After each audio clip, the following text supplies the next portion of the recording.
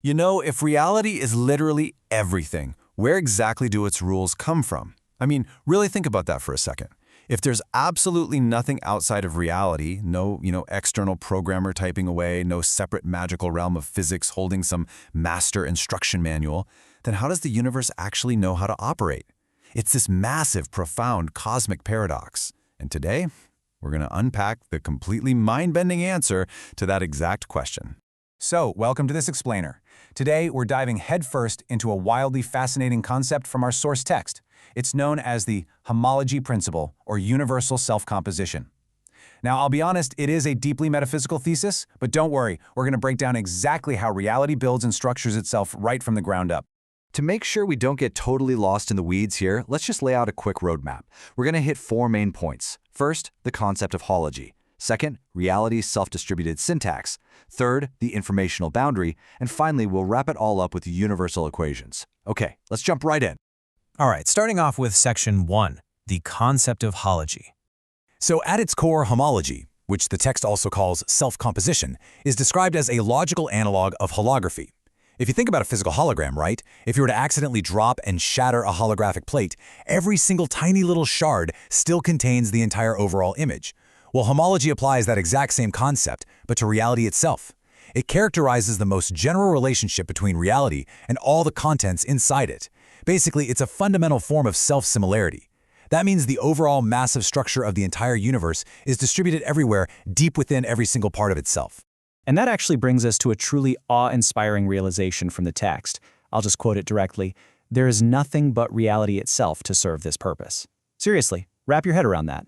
If reality requires laws of structure and evolution, the actual rules of the game, it has to provide them entirely by itself, because there is literally nothing outside of reality to dictate those rules. There's not external framework, there's no outside context just waiting in the wings. So, if that's feeling a little heavy, let's just put it in plain English. Reality writes its own rules. Period. It's an entirely self-contained, closed system, and because it has absolutely nowhere else to pull its structure from, the universe is forced to distribute its own overall structure into everything it contains. It's essentially the ultimate DIY project, just, without the external IKEA manual. It forms this brilliant, totally self-sustaining loop. Moving right along to Section 2, reality's self-distributed syntax. Now, a quick heads up here, we are about to decode some pretty heavy technical jargon from the source text. First things first, we need to clearly pin down the word syntax in this specific context.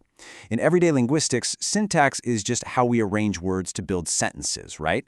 But here, when we're talking about hatritology, syntax actually refers to the general laws of structure and evolution required by reality. It's basically the fundamental logic, the foundational source code that dictates exactly how reality is allowed to behave. Okay, so the crucial point here is how this syntax actually operates in the wild. The universe takes its massive overall structure and essentially distributes it everywhere. The text calls this accepting and transductive syntax. And because this syntax is distributed everywhere perfectly equally, the result is a completely homogeneous syntactic medium. Think of it kind of like water in an ocean. The wetness isn't just secretly stored at the very bottom, right? It's woven evenly throughout every single drop. Put another way, the universe's rules aren't just sitting on some giant central server at the edge of the cosmos. They are woven evenly throughout the entire fabric of reality itself. And because reality is entirely made up of its own self-distributed syntax, it operates under a theoretical framework referred to simply as mu. According to our source material, mu is this overarching framework that characterizes the complex relationship between the syntax, those foundational rules we talked about, and the content, which is the actual physical stuff of reality. They aren't two totally separate domains, they are intimately, inseparably bound together through this mu framework. All right, on to Section 3, the informational boundary. To really grasp how this vast cosmic structure works, we need to zoom all the way in from the macro down to the micro. The source material refers to a coherent object as a syntactic operator. Now, what's a syntactic operator? Think of it as a distinct entity, a specific object, that participates in global self-processing entirely without any outside input. It's basically a localized little piece of reality doing the heavy structural lifting of reality. Let's walk through the actual mechanics of that global self-processing step by step. Step 1, our coherent object, the syntactic operator, exists, and it has an informational boundary. Step 2, This boundary is holologically multiplexed with respect to state, which is just a fancy way of saying its attributes and its values. And finally, step 3, this multiplexing completely defines the descriptive interior of the operator. So basically, the mathematical structure of the object's outer boundary is just continuously fed inward to define everything that happens inside of it. Now, I know hologically multiplexed sounds like a total mouthful, but the text actually simplifies it beautifully. This multiplexing of possibilities is really just the universe replicating the structure of that boundary over the interior of the boundary as a function of time.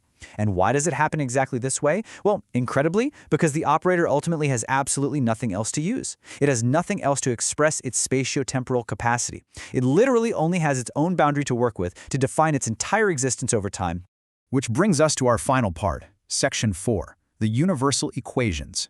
This is where we start synthesizing the overarching theoretical frameworks. According to the source text, homology isn't just some neat optional metaphysical idea. It's actually an absolute required property of reality. It's directly implied by 3 major theoretical concepts. These frameworks basically mathematically and philosophically demand that homology has to exist. And those 3 frameworks are MAP, M equals R, and syntophionisis and MU. Let's briefly look at how each one demands homology. First up is MAP. Now, homology is implied by MAP simply because reality is completely closed under composition and attribution. As we said earlier, it's a completely closed loop. Because reality contains absolutely everything and nothing exists outside of it to give it attributes, it has to self-compose. It literally must attribute properties strictly to itself.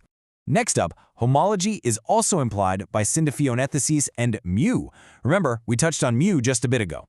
Together, these terms represent the fundamental relationship between the global spatiotemporal medium, so space and time itself, and the physical contents within it. Homology essentially acts as the ultimate, absolutely necessary expression of that medium relating to the very things it contains.